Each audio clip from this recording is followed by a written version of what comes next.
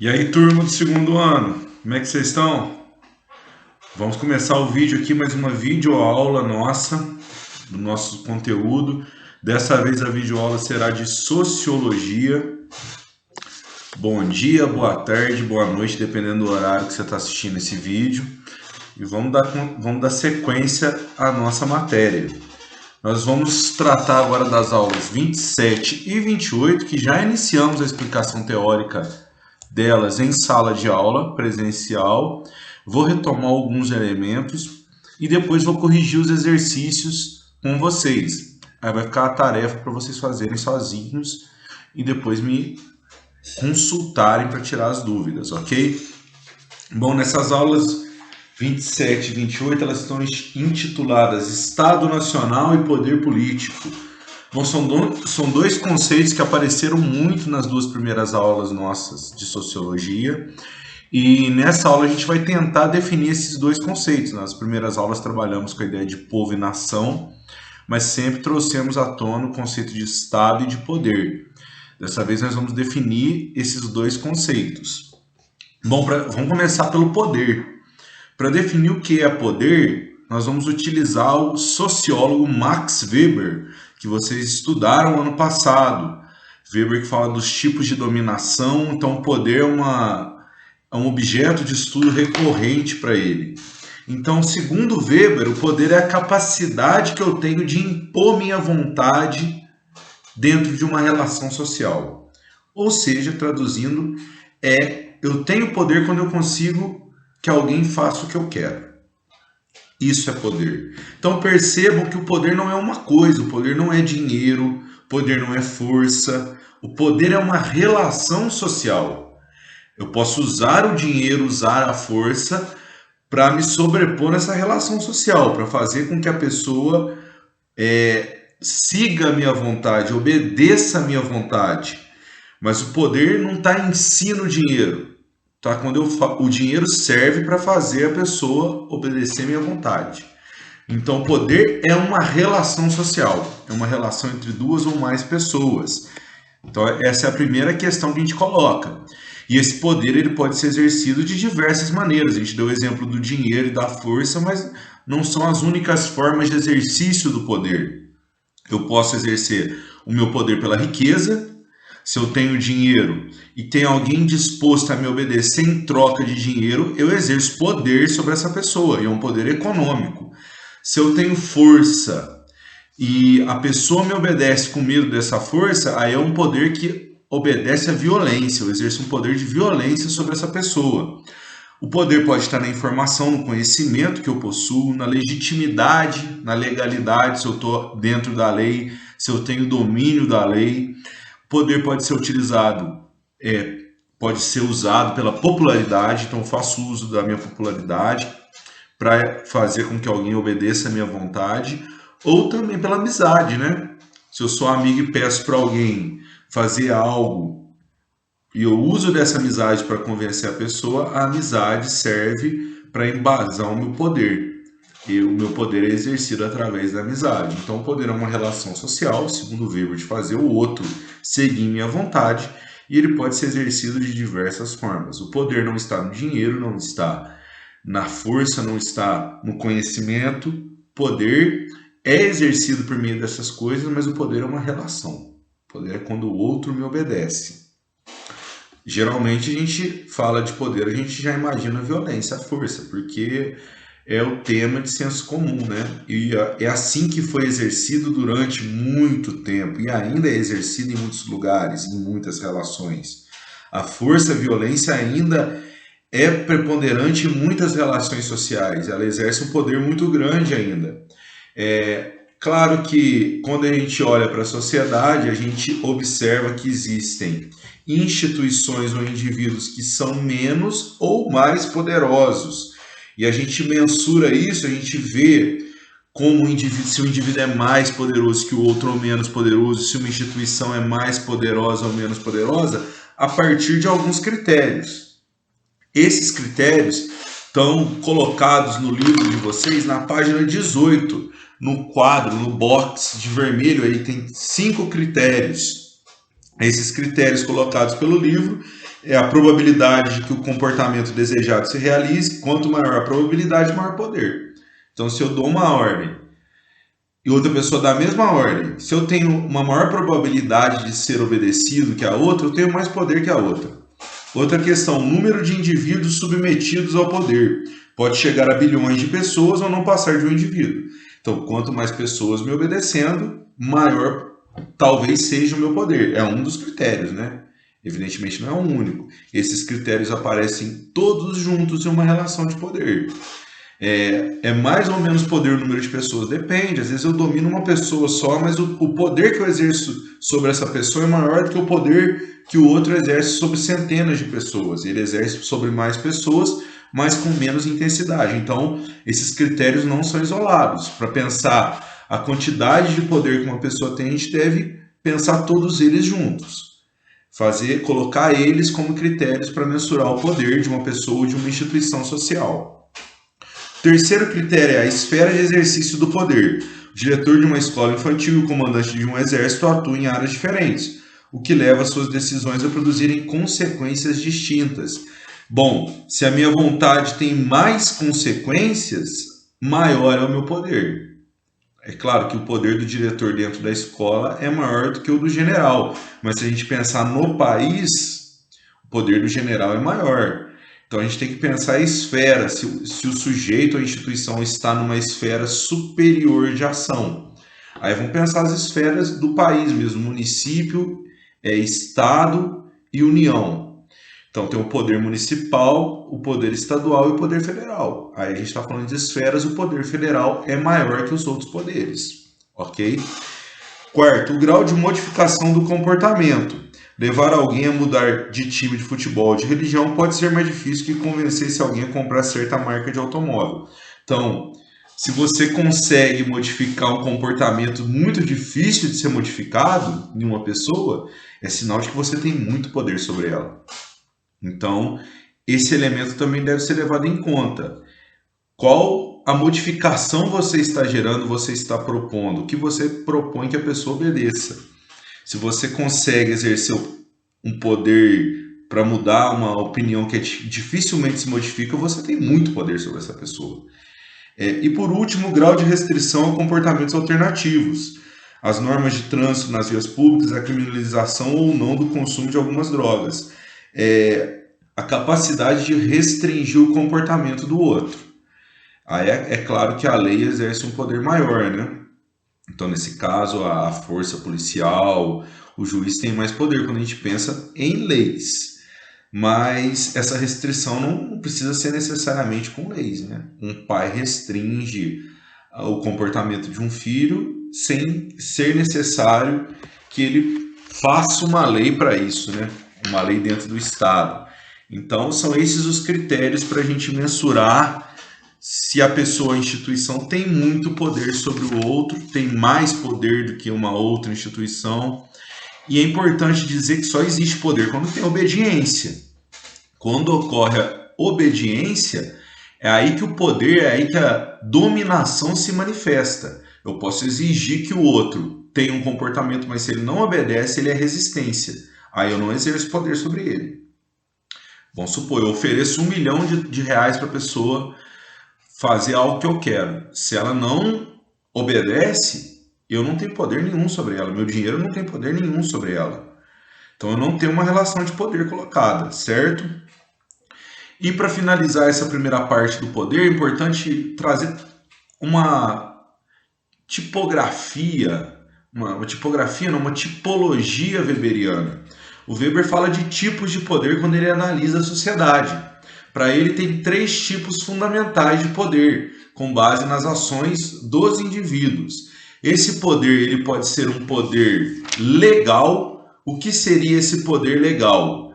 Seria uma dominação onde o Estado prevalece, principalmente através da lei. Quem exerce o poder legal? Os agentes do Estado, geralmente. Os presidentes, os juízes. Eles que vão exercer o poder através da legalidade, das leis, certo? Então esse é um dos principais para o Weber na sociedade contemporânea, na sociedade moderna. Então quando ele vai falar de poder, ele coloca esses 3 tipos. Um tipo é o poder legal, Outro tipo é o poder tradicional.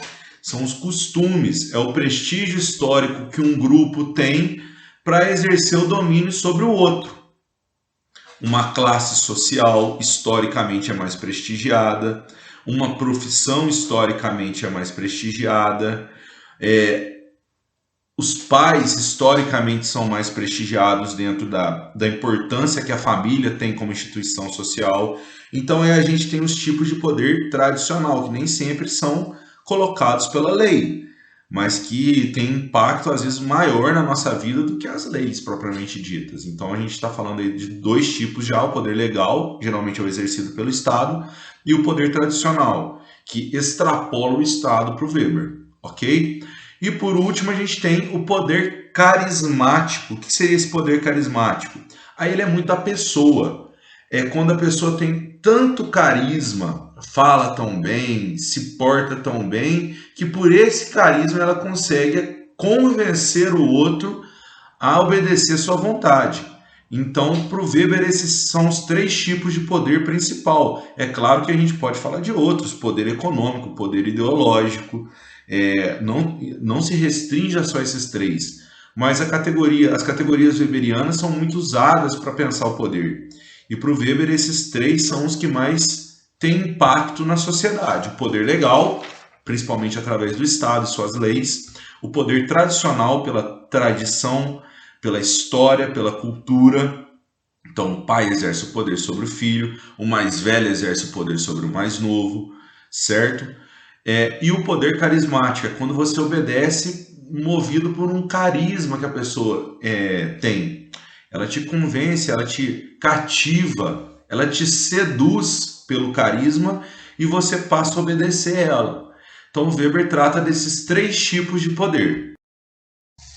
Entrando agora no conceito de Estado, um outro conceito muito importante no estudo da sociologia, nós vamos começar com uma definição do sociólogo Weber, que a gente já usou para falar do poder. A gente vai usar também para falar do Estado.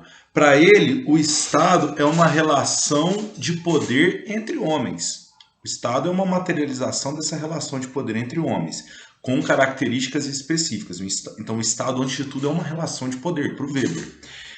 Esse poder é coercitivo. O que é um poder coercitivo? Ele tem a capacidade de forçar. Então, esse é o primeiro traço do Estado para o Weber. O Estado possui o monopólio da violência. Só ele pode exercer a violência,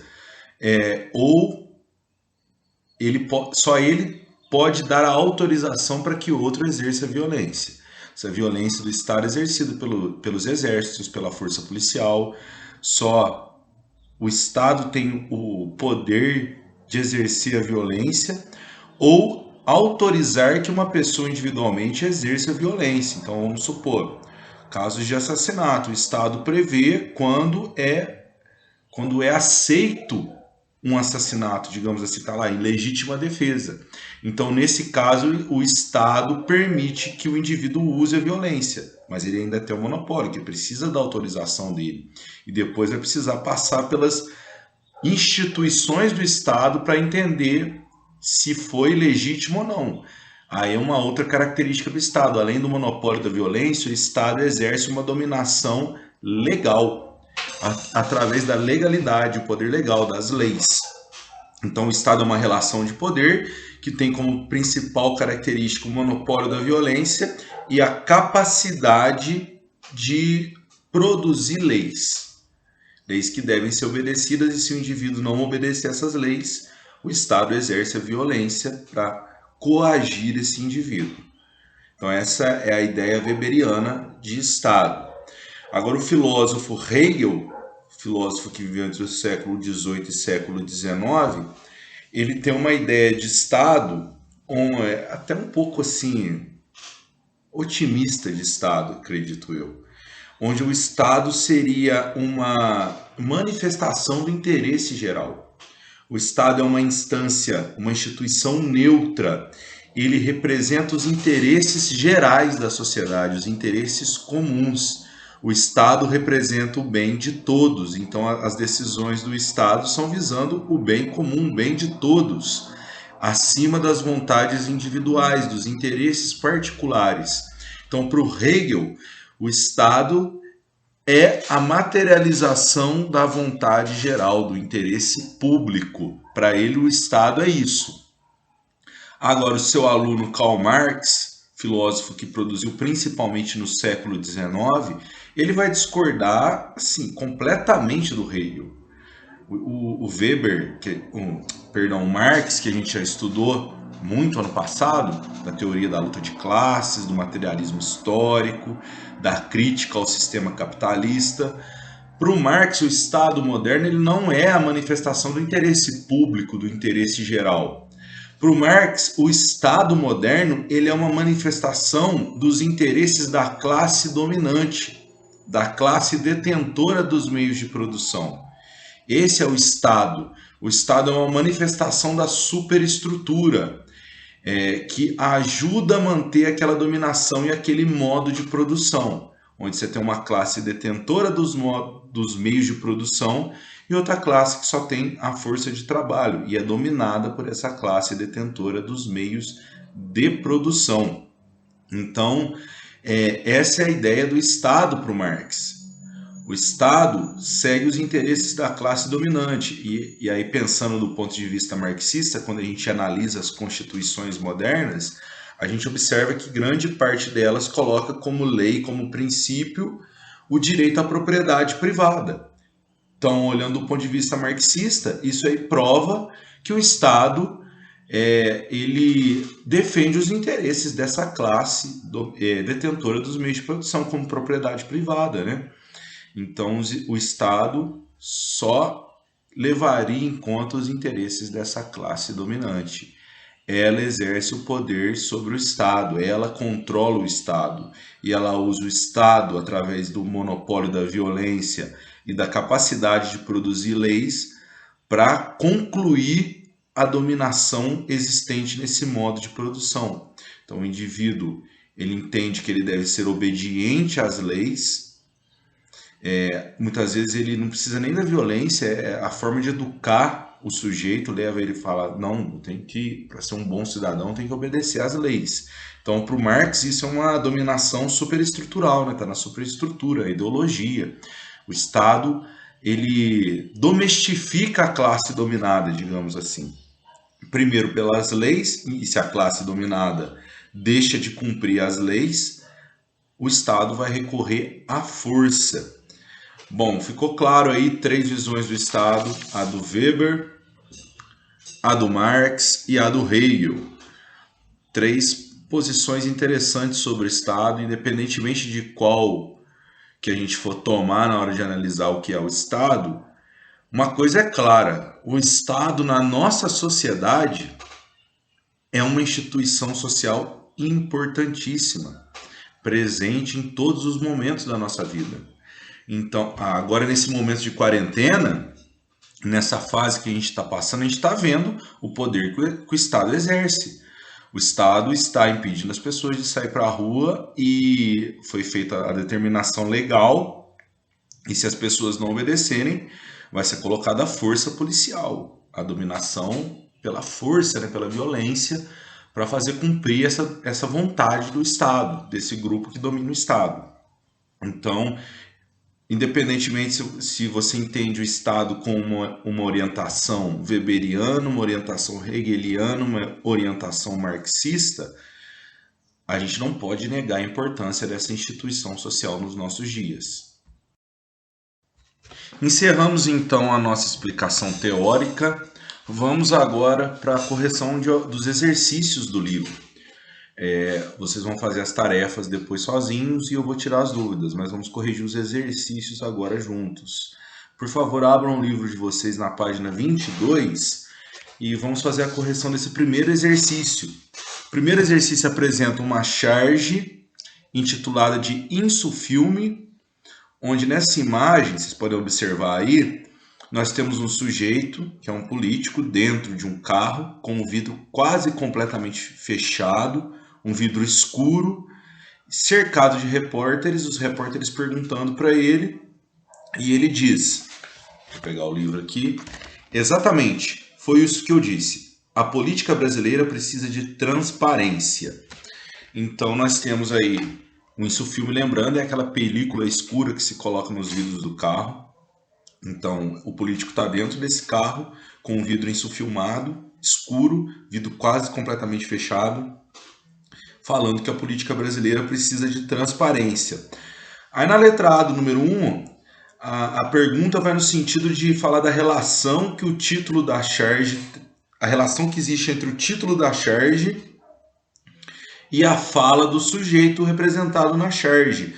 E por que que isso gera um tom de humor? Bom, uma questão relativamente fácil, né? Qual que é a relação entre a fala do sujeito e o título? Ela é contraditória, porque o título fala de insufilme, que é uma película que esconde, o sujeito está escondido dentro do carro praticamente, vocês podem colocar isso na resposta, ao mesmo tempo falando de transparência. A transparência é se expor, né? Não ter medo de se expor. Então nós temos uma relação contraditória na charge. O título e o desenho da charge apontam para um sujeito que se esconde e a fala dele defende a transparência. E é justamente por ter essa contradição dentro da charge que existe essa relação de humor. O humor está justamente na contradição desse sujeito, que fala uma coisa e faz outra. Certo? A letra B vai perguntar, basicamente, qual é a crítica que o autor da charge faz à política brasileira, né? E se você concorda ou discorda. A parte do concorda e discorda é muito pessoal, né? Mas quando vocês fizerem, tentem argumentar a favor da concordância ou discordância de vocês. Sobre a crítica, é óbvio que a crítica que ele está fazendo é a falta de transparência na ação dos políticos brasileiros. Essa falta de transparência ela pode ser percebida quando na campanha o político promete uma coisa, fala uma coisa, e quando ele assume o poder, ele tem ações que contradizem aquilo que ele prometeu, esconde essas ações, tenta esconder de todas as formas. Mente, não dá entrevistas, não quer falar, critica a imprensa. Então, esse é um elemento que é criticado pelo autor. Se vocês concordam ou discordam, é muito pessoal. A tendência é que vocês concordem, né? Olhando a nossa situação política. E a letra C é uma questão mais complexa, né? Eu vou até ler ela. Ela vai dizer assim: ainda levando em consideração a temática abordada pela charge, existe um ramo do direito chamado direito administrativo, que engloba o conjunto de normas jurídicas que regulam o funcionamento das atividades do Estado. Então, direito administrativo são as leis do que o funcionário público, o representante público, pode ou não fazer. Um dos princípios mais importantes do direito administrativo é a publicidade das ações estatais. Pensando nisso, você acha que um político pode recorrer ao direito à privacidade para manter suas ações públicas em segredo? Compartilhe seu ponto de vista. A resposta de vocês vai ter um sentido claro. A Constituição brasileira garante a todos os indivíduos o direito à privacidade. As coisas da minha vida particular eu tenho o direito de manter no campo privado, não preciso tornar público para ninguém. Só se um juiz determinar isso. Então, a minha conta no banco, ela é privada. As pessoas não podem acessar ela se eu não autorizar. As minhas publicações não, né? Que aí eu já tornei público. Minhas cartas, por exemplo, são privadas. As pessoas não podem violar minha correspondência. Eu tenho o direito à privacidade. Só que o direito administrativo deixa claro que um agente público, um funcionário público ou um representante público, abre parênteses, político, ele não tem o direito de manter na esfera privada as questões que se relacionam à sua atividade pública. Então, vamos dar um exemplo. Um político que faz uma compra, faz um contrato para a cidade, ele não tem direito de falar, na minha privacidade eu não quero expor quanto eu gastei nisso. Não, isso não existe. Ele está exercendo o papel de funcionário público, de servidor público, e quando ele está nesse papel, ele não tem direito à privacidade. Tudo que ele faz, tudo que ele gasta, tudo que ele diz não diz respeito a ele, diz respeito ao povo, é público. Então, no exercício da função pública, os representantes do povo, os funcionários públicos, não têm direito à privacidade, isso é claro, ok? E é justamente isso que garante a transparência, ou tenta garantir a transparência nas ações públicas. Imagina se a gente não soubesse quanto que os representantes gastam em saúde, gastam em educação, quanto que eles recebem. A situação ia ficar bem mais complicada que já é. No exercício 2, vocês têm um texto, que eu não vou ler aqui, acho que não tem necessidade. Então, antes de escutar a minha resolução, eu peço que vocês façam a leitura. Então, pausa o vídeo aí agora, leia o texto, para a gente conseguir fazer o exercício da melhor maneira possível. O texto é intitulado Governados pelo Medo e ele vai tratar das concepções do sociólogo Zygmunt Bauman. Sociólogo que a gente falou na aula de atualidades, né? Quando a gente estava falando sobre a liquidez, a fluidez da sociedade moderna, pós-moderna, né? Melhor dizendo, da internet e tal, onde você não tem uma certeza nas relações sociais. Então a gente já foi apresentado a esse sociólogo, né? Então tem a leitura do texto. Aí na primeira questão, o texto fala sobre o medo, a temática do texto é o medo, e um medo assim muitas vezes ilusório, um medo fantástico, absurdo, que muitas vezes não condiz com a realidade concreta, e como esse medo é propagado na nossa sociedade. A primeira questão pede para falar desses medos presentes na nossa vida, desses medos abordados pelo texto presentes na vida de vocês. Então, vocês vão pensar questões que vocês escutam falar a todo momento dessas questões, que geram medo, mas que muitas vezes estão distantes demais da realidade de vocês. Vocês podem falar da violência do narcotráfico, da guerra do tráfico de drogas, da violência nas grandes cidades, de novas doenças que surgem, que não é o caso, por exemplo, do coronavírus. Essa é uma realidade que está batendo a porta. Diferente de outras doenças que surgiram e que o alarde não foi excessivo, né? Nesse caso, não. Dos ataques terroristas, uma série de questões. Para responder essa alternativa é fácil, né? Basta você pensar nesses programas policiais que estão presentes na grade da televisão brasileira, principalmente no fim de tarde, na hora que o trabalhador chega em casa, ele liga a TV, praticamente escorre sangue da TV, de tanta coisa negativa, de tanta violência que é retratada. Então ele passa a entender que a violência o cerca o tempo todo e gera uma situação de medo constante, mesmo que muitas vezes ele nunca tenha sido vítima de um assalto. Ele dá a impressão que a todo momento ele está nessa tensão, que vai ser assaltado, que vai ser assassinado. Então, esse é um bom caminho para responder a letra A, mas pensem aí dentro da realidade de vocês, dentro da experiência de vocês. Coisas que muitas vezes geraram medo em vocês e que, olhando bem, não estavam tão perto da realidade de vocês. A letra B, eu vou ler a questão aqui para a gente responder. A letra B diz: Bauman defende que vivemos numa sociedade dominada pelo medo. Dê exemplos. Não, essa é a letra A, perdão. Agora reflita sobre a letra B. Agora reflita sobre a afirmação de Bauman. Os governos e os mercados têm interesse em manter esses medos intactos. Pensando nessa frase e nas relações entre poder e Estado, qual seria a justificativa para que esses temores continuem a existir? Você concorda com esse ponto de vista? Justifique. Para o Bauman é simples, tem um trecho do texto que ele vai dizer que esse medo é lucrativo e vantajoso para os políticos e para os grandes empresários, para as grandes empresas. O clima de medo potencializa sua dominação, potencializa seu lucro. Agora, se você concorda ou não, leia o texto e reflita, diga se concorda ou não e justifique. Dê uma boa justificativa. Exerçam aí o treino da escrita. Não dá qualquer justificativa, não. Vocês têm capacidade de dar uma boa justificativa. Com coordenação racional, lógica, com coerência dentro do texto. Então, vão nesse caminho.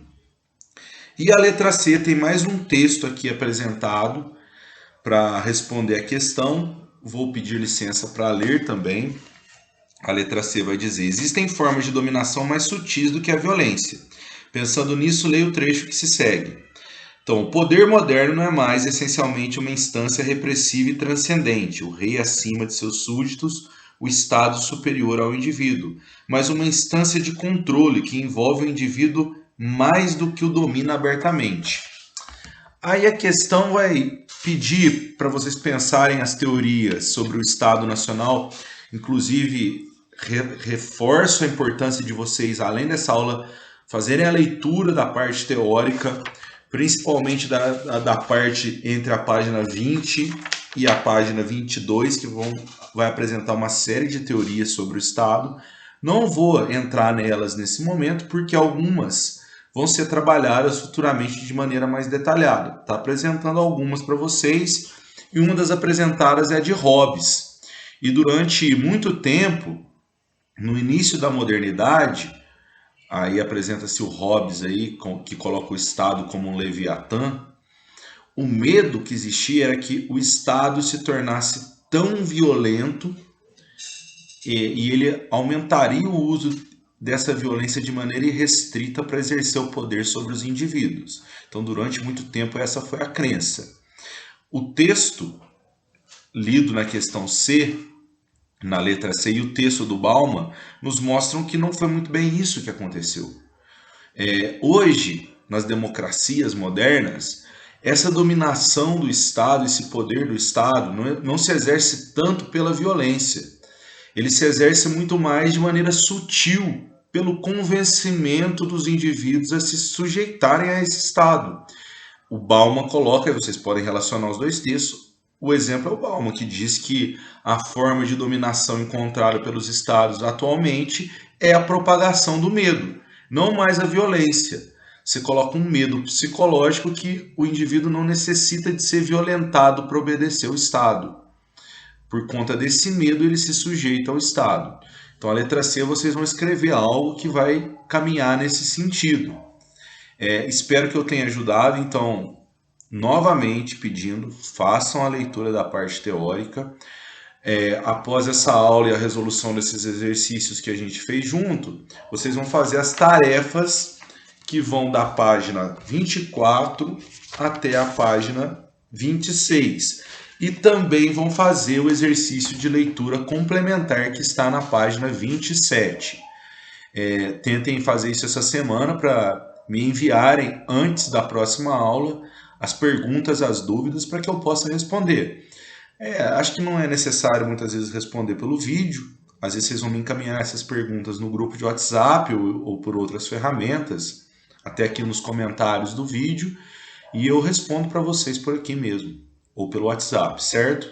Então não vão ficar parados não, pessoal. Vamos estudar, vamos assistir a aula, vamos fazer os exercícios com concentração, vamos tirar os horários certinho para fazer essas tarefas, vamos estabelecer uma rotina de estudo. Vocês têm uma rotina de estudo na escola. É claro que a da casa de vocês não vai ser idêntica à da escola, mas tentem criar uma rotina, um horário para ser cumprido. Um horário, esse horário eu vou me dedicar a tal disciplina. Vou estudar, vou resolver os exercícios, vou assistir às aulas se tiver, se o professor disponibilizou. Então criem essa rotina, continuem em casa, não saiam de casa, evitem o máximo que puderem, porque se tudo der certo, se Deus quiser, em breve estaremos juntos. Então essa é a primeira videoaula de Sociologia, encerramos essas aulas. Concentração, um abraço a todos e até a próxima. Tchau!